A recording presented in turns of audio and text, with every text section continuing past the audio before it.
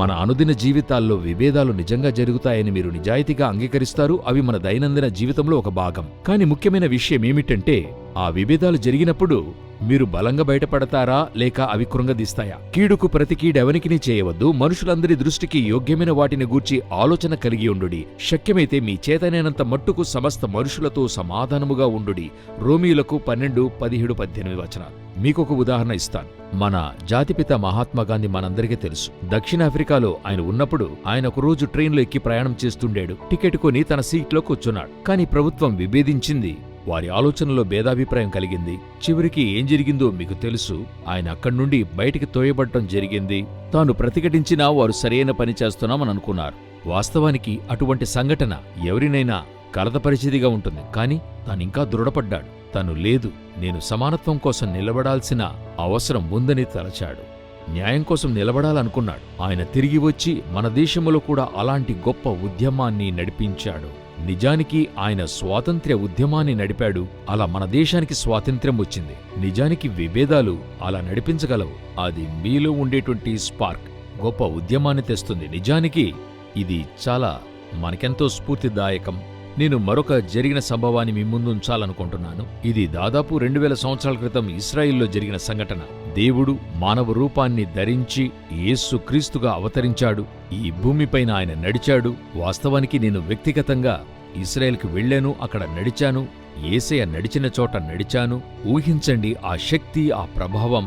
శరీర రీతిగా దేవుడు నడిచే కార్యము, ఆ వీధుల్లో నడిచే ధన్యత కలిగింది. ఇందులో ప్రాముఖ్యంగా తెలుసుకోవలసింది, సిలువకు ఆయన అప్పగించబట్టానికి ముందుగా ఆయన ఎవరి కొరకు పరిచర్య చేస్తూ నడిచాడో అక్కడ విభేదాలు కలిగాయి. ఆయన చెప్పే మాటలు సరికాదనుకున్నారు. ఆయనకి విరోధంగా సాక్ష్యం పలికారు. చివరికి ఆయనను సిలువకు వేశారు. అక్కడ భేదాభిప్రాయం ఉండింది. కాని యేసు ఏమి చేశాడు? యేసు అక్కడ సిలువ మీద తను ఉన్నప్పుడు ఎవరైతే ఆయనను నిందిస్తున్నారో వారి కొరకు ప్రార్థిస్తూ, తండ్రి, వీరేమి చేయుచున్నారు, వీరెరుగరు గనుక వీరిని క్షమించమన్నాడు. కాబట్టి ఆ మాటలు ఈరోజు అనేక మంది దేవుని యొద్దకు వచ్చిన వారికి ఆశీర్వాదంగా మారుస్తూ, ఒక వ్యక్తి ఏ విధంగా ఇటువంటి శ్రమలు అనుభవిస్తూ ఆ శ్రమల మధ్యలో కూడా వారిని క్షమించి వారిని రక్షించగలుగుతున్నాడు. కాబట్టి విభేదాలు శక్తివంతమైనవి. వాటిని మీరు ఎలా ఉపయోగిస్తారనేది ముఖ్యం. అందుకే ఆ విభేదాలకు మనం ఎలా ప్రతిస్పందిస్తామో అర్థం చేసుకోవడం చాలా ముఖ్యం. విభేదాలు ఏర్పడినప్పుడు ప్రజలు వెవ్వేరుగా స్పందిస్తారు. ఎవరైనా తమ అధికార భావనలో వారి ఆలోచనలకు విరోధముగా విభేదము కలిగిస్తే వారిని ఏదో విధంగా ఎదుర్కొంటూ ఉంటారు. వారితో పోరాడుతూ ఇదే సరి అని చెప్తూ ఉంటారు. అలా పోట్లాడుతూనే ఉంటారు. కాబట్టి ఎలా నిజంగా క్రొత్త ఆలోచనలకు మీరు తెరదింపగలరు? ఎలాగా క్రొత్త విషయాలను ఎవరన్నా మీ ముందు ఉంచితే వాటిని ఆస్వాదించగలరు?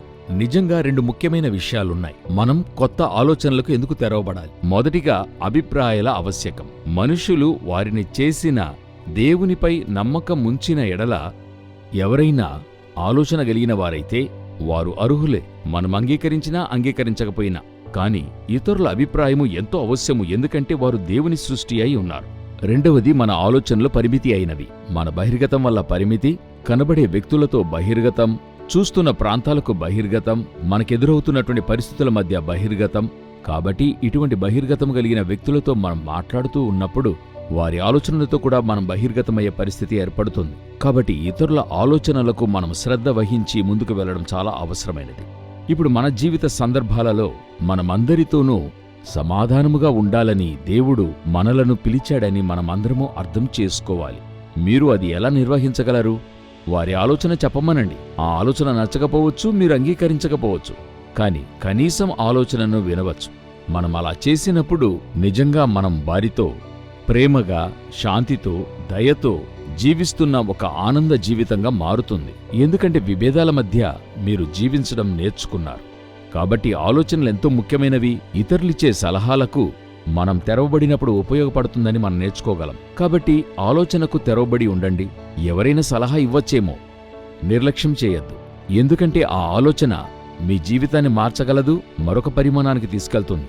మీరు అలా తెరవబడినప్పుడు మరొక స్థాయికి మీరు ఎదిగే వ్యక్తిగా మారగలరు.